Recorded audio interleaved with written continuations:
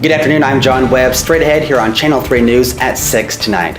A candidate for governor came to the Silver Valley and I got the chance to ask him a few questions concerning our area. Also, the Osburn PD is hosting Shop with a Cop. Our Megan Dorton has more on what the wonderful event is about. Plus, a Pinehurst man dies after a single vehicle UTV crash on Country Club Lane in Pinehurst. We'll have the latest. And Destiny, more rain is on the way. That's right, John. We are tracking a ridge of precipitation moving into the inland northwest. I'll have more on my 7-day forecast. All right, Destiny, thanks very much. Those stories, plus the full weather update ahead at 6. You're watching Channel 3 News at 6 with news anchor John Webb, Chief Meteorologist Destiny Angle with her exclusive weather update, plus reporters Megan Dorton and Morgan Powers. This is Channel 3 News at 6.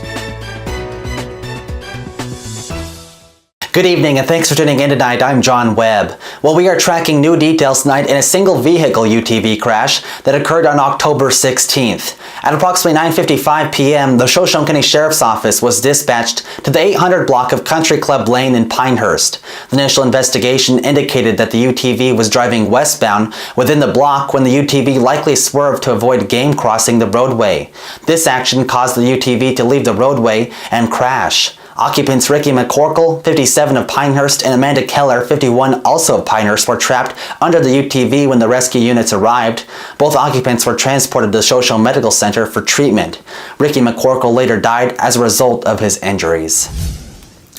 The Osburn Police Department is holding their annual Shop with a Cop program. Our Megan Dorton is in the Channel 3 studio tonight with a full report on this fun event. Megan? Good evening, John. Well, Shoshone County is really getting into their Christmas spirit this year. The Osburn Police Department will once again be sponsoring the Shop with a Cop program. This program is designed to create a positive relationship from kindergarten to 6th grades, as well as providing the children with money to shop for gifts for their family during the holiday season.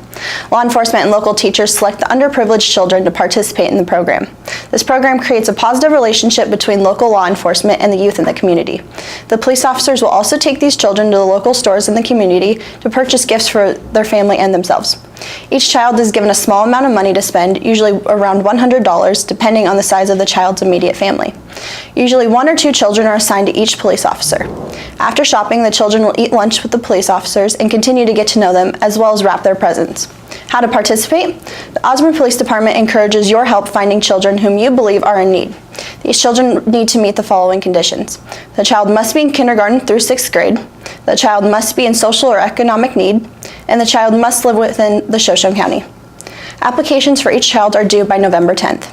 Reporting in the Channel 3 newsroom, I'm Megan Dorton. That's pretty neat, Megan. Thanks for that.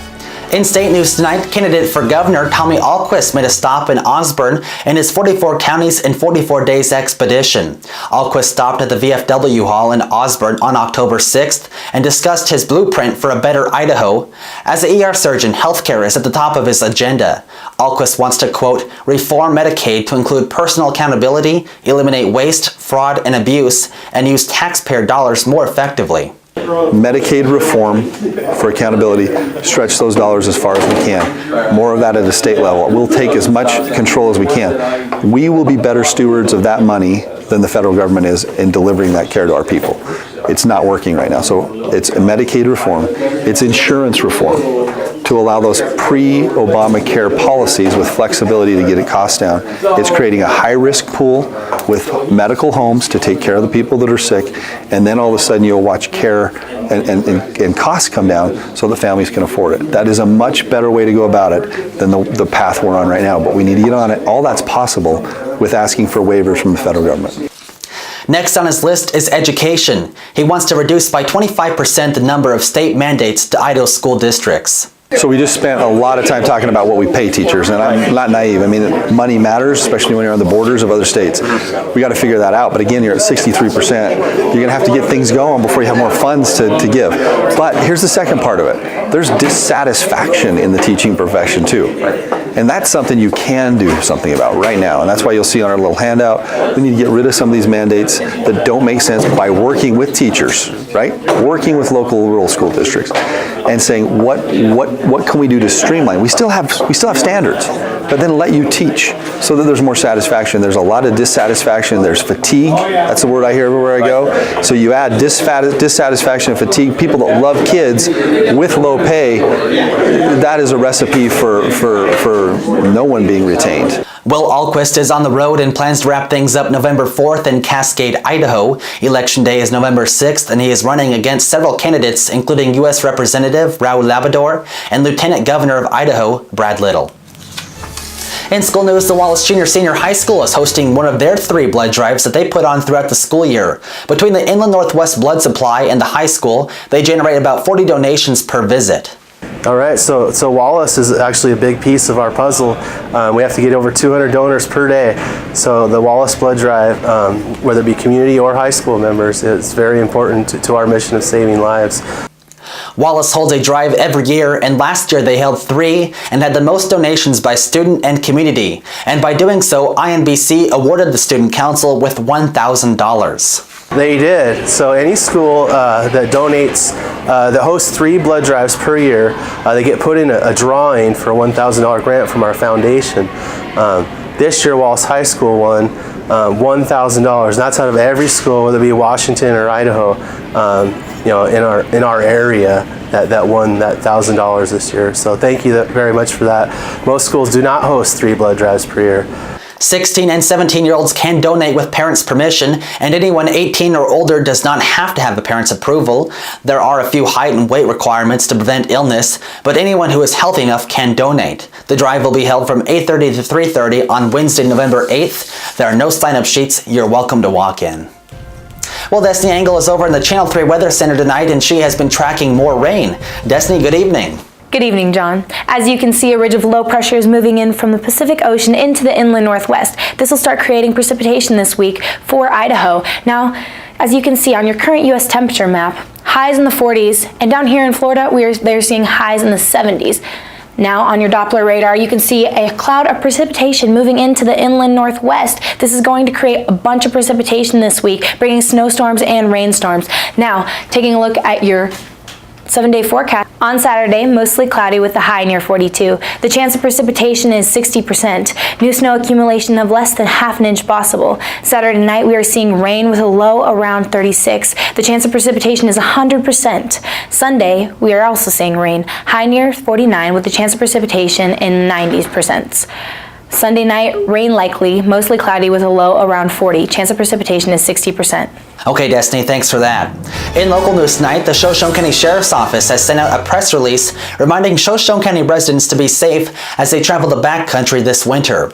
Their release reads, quote, "With the winter weather making its presence known, being prepared for the backcountry has never been so important. The Shoshone County backcountry can be a challenging environment even under the best of circumstances. Having sufficient knowledge of the environment, knowledge of backcountry hiking, packing the proper provisions, gear, and having a plan and telling people your plan may just save your life when heading into the backcountry. Remember, the farther you get from civilization, the longer it's going to take for help to arrive if things don't go as planned. So please be safe and do your homework before heading out to enjoy this gorgeous county. Enjoy the fall season, everyone." Well, as they stated above, you should make a plan on where you're going, when you plan to get back, and who you may be bringing. They say to share your plan with a loved one. In local news tonight, October is Save a Dog Month, and the Shoshone County Pet Rescue is hosting an event in Kellogg.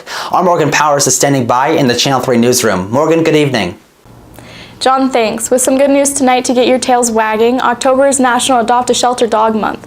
Kimberly Johnson from the Shoshone Pet Rescue Center is hosting a fundraiser October 21st at noon. It'll be a pet costume contest with a prize going out to the funniest, scariest, and most original costume. There will also be a grand prize for overall favorite costume, and that will be held at the Bean Coffee Shop in Kellogg. Also coming up on October 28th will be an adoption event at Capital's Express's stand in Osburn. That will take place from 12 to 2.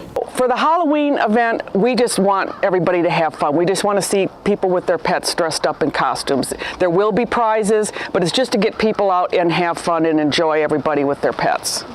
If you have any questions or comments, you can contact the Shoshone Pet Rescue Center at 208-512-3401 or visit their Facebook page or website. Just search ShoshonePetRescueCenter.org. Reporting in the Channel 3 newsroom, I'm Morgan Powers. Morgan, thank you.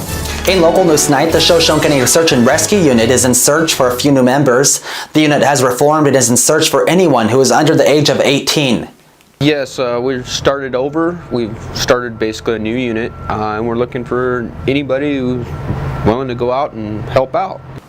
Anyone can qualify to join, Morris says. You have to be 18 or older and be able to pass a background check. If you'd like to join the unit, you can contact Morris at 208-682-0729 or on Facebook. You can also attend one of their meetings, which are held every second Sunday of each month at the Sheriff's Office. We don't have everybody. Our unit, we used to be Shoshone County Search and Rescue, and we disbanded, so we're still waiting on some of our older members from that to come back, but the more the better. We need more members. We need lots. Well, new tonight, the rugged Country Outpost, or RCO, in Prichard has made a huge hit on the river, opening just 2 weeks ago. For those of you who don't know, RCO is a food and coffee stand located just off Beaver Creek Road at the Babins intersection. Katie Bologna, a Eagle Creek resident and Prichard Tavern bartender, is the owner of the stand, and she says that the area needed coffee. You know, it was just kind of need. We need a coffee store around here. There's just no coffee, there's nothing. So we just decided we kind of wanted to do something. I work down at the Prichard Tavern too, I bartend there. So we just kind of wanted to do something, and we live super close, so the community kind of needs some coffee. Well, most of everything is homemade. They have hot and cold sandwiches, breakfasts, drinks, dessert, and of course, coffee. The coffee was fantastic.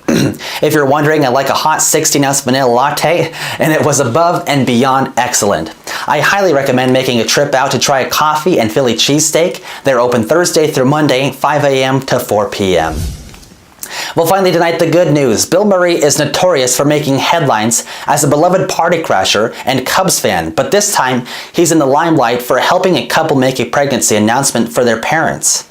Kirsten and Robbie Schloss were at a Chicago Cubs playoff game last week when they were seated next to legendary Ghostbuster star himself. The three of them had been chatting and goofing around throughout the game, but after their home team won the victory, Robbie decided to ask Murray for a favor. Here's a video published on Robbie's Instagram page. Hey, I got news for you. You're gonna be grandparents. You're having a baby. According to the father-to-be, Kirsten's parents saw the video and cried with joy. Schloss told NBC Today, quote, "My father-in-law is a longtime Cubs fan, so it was pretty awesome sending the video to him." I'm sure it was. For all of us here at Channel 3 News Tonight, I'm John Webb. We'll have a newscast in 2 weeks, but until then, have a lovely night.